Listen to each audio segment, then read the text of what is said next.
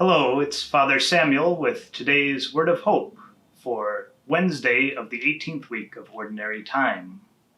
Today, the Church celebrates the anniversary of the dedication of St. Mary Major, the Basilica in Rome, one of the 5 major basilicas, and the first church in Rome dedicated to Our Lady.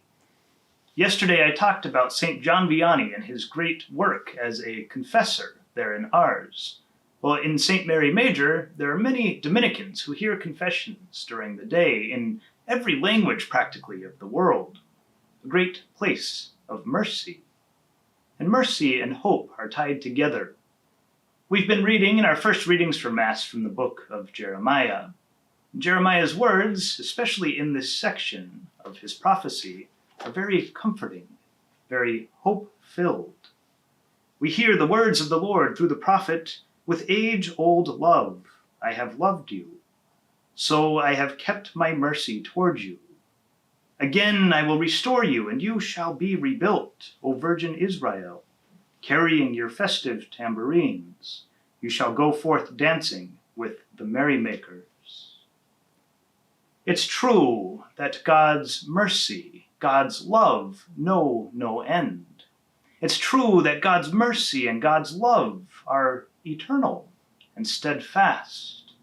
Sometimes I think we can forget these things when we run into the adversities and the difficulties of our day, when we run into those foolish things that we ourselves do that sort of seem to separate us from the love of God.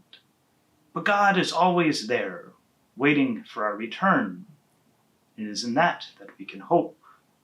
The sacrament of confession, this great, wonderful thing given to us by God, given to us by Jesus Christ himself, is a reminder of that hope that we have, a reminder of the goodness of God, that regardless of what we have done or where we have been in our lives, we always, always, always have the opportunity to return to him, to receive God's love poured into our souls, to be rebuilt in grace, to be strengthened as we try again.